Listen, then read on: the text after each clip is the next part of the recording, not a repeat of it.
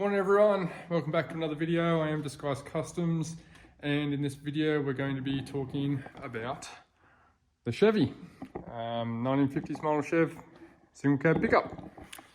Before we do that, I'd like to thank everyone that did take the time to watch the last video, like, share, or comment on it. Really appreciate the support with all that. Trying to do these videos more regularly, so that's why Monday morning we have one. Chevy pickup came to me on a HQ chassis.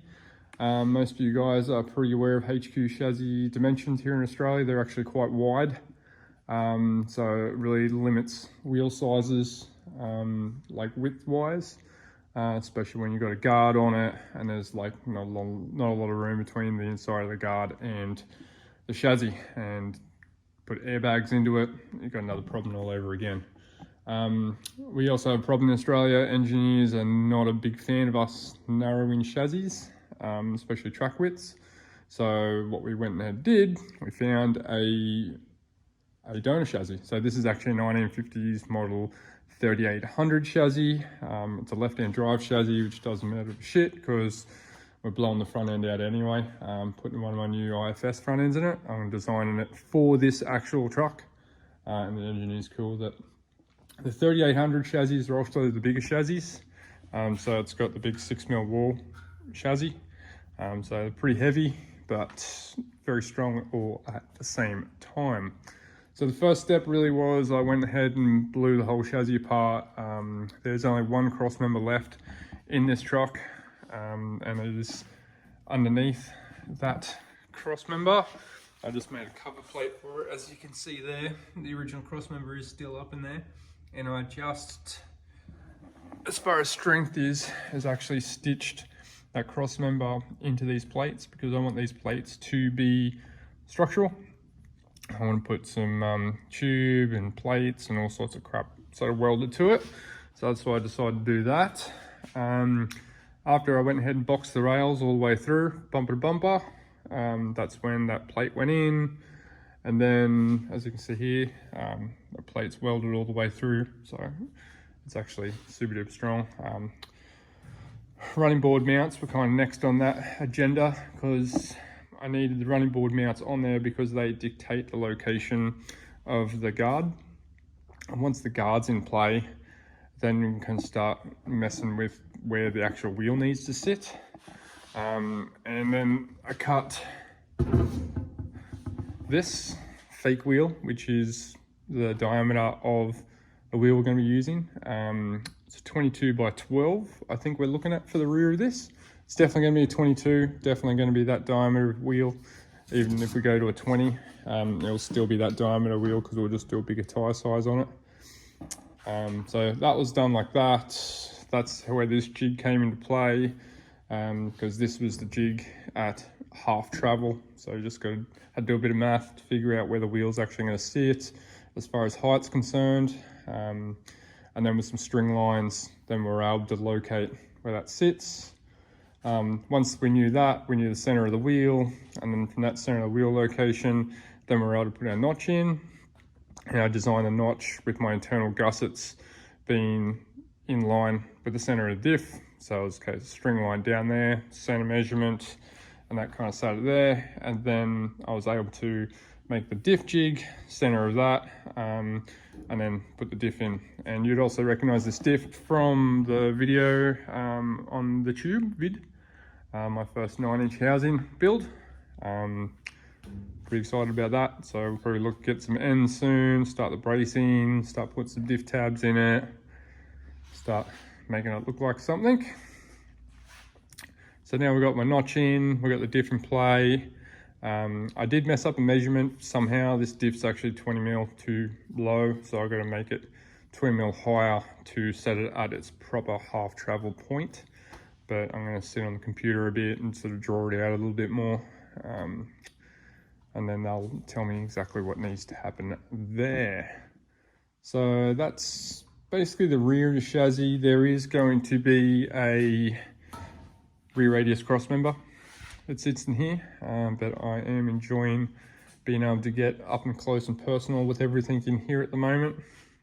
So I'll put that in probably once all the bracketry and everything is done, diff forward, bag brackets and everything, and then we'll sort of play with this at the end.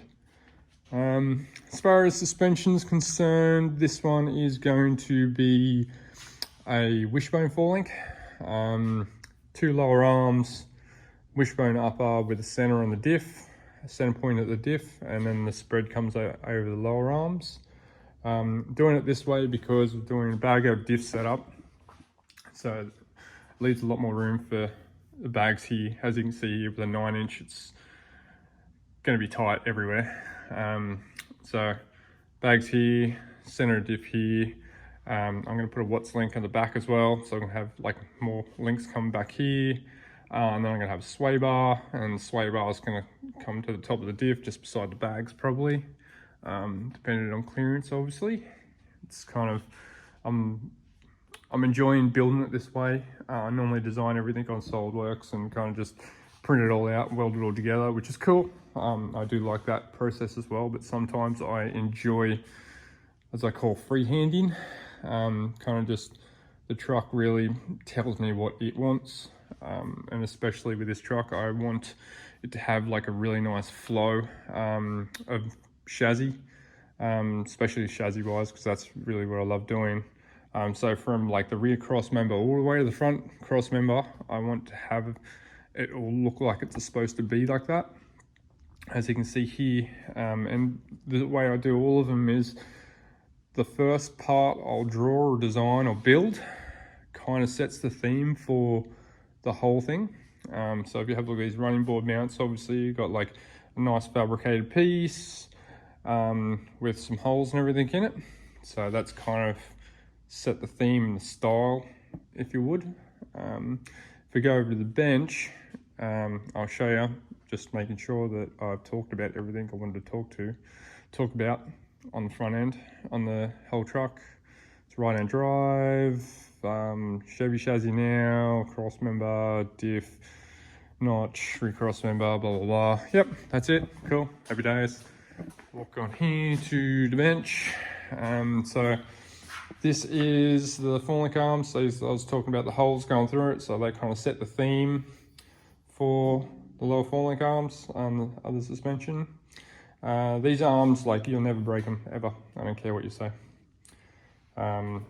The truck is going to be running an LSA, so it's going to have a lot of party in it. He wants to kind of like be able to do whatever he wants to do in it, like he wants to do some drifting and stuff like that. So I decided to just make everything like overkill. So it's an 1.75" tube inside a 2-inch OD tube or chromoly. Holes can be cut out, fully welded in, strapped on both ends. The bush housings, take a standard bush off the shelf. You can buy them from Pedders, Repco, anywhere local to you. All my suspension parts are designed like that. I don't feel the need to manufacture my own bushes, because if I end up changing my bushes later on, then I lose that part, and then someone's like, oh, you've got that bush anymore. I'm like, oh no, that's a discontinued part, and then it's a pain in the ass. So if I use something off a original car, it makes it easy later on if I do change my bush housings. And then they're like, oh, I need this bush, do you still do them? Like, going, yes, because they came out of this car. And then you can a lot easier sort of backtrack that. So that's why I go ahead and design all my parts around an original car. So that's the lower forelink arms, ultra big. Here is the wishbone. I spent a bit of time welding that up the other day. Internal gussets all the way through, both ways, stop any flex. All the bush housings are internally welded to the internal gussets as well, so they're not going anywhere. I use these little jigs. These are a machined metal copy of the bushes I use.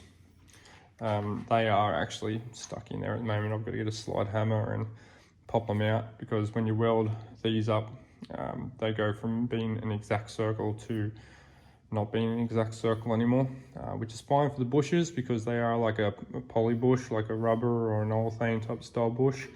So they fit in there and rotate, no problems. But these are very tight tolerance because when you put them in the jig, you don't want them to be sloppy, because if I want a 650 center and it's a sloppy fit, then it's going to be like a 652 or a 651. And you want these ones to be always exactly the same. So that is that wishbone. Same thing, uses the same bushes as the lower arms. You probably noticed that there's no adjustment in these, which is fine because I'm going to do the adjustment in the brackets. So when I get on the computer, I'm going to make some adjustments, we'll actually move the pinion angle down, and then you'll be able to change all the geometry and everything just by moving the settings around on different hole centers. So a little bit of figuring out to do that, which is fine. These are actually going to be strapped as well, exactly like these arms are. So they're going to follow the theme. These holes are probably going to get exactly the same treatment down the side, just to tie it all in. But yeah, as far as that wishbone piece, I'm pretty excited about that. I've got another 2 more to weld on the bench, which will go on the F trucks, which you will probably see an update with that pretty shortly. But yeah, I'll kind of get to that. I'm gonna wrap it up for this. I'm gonna get a lot more work done on the Chevy soon, so keep an eye out for an update with that. And I'll probably do some more of these style videos as far as what the build's about, how it came to me, what we're doing now, what we're doing next, etc, etc, etc.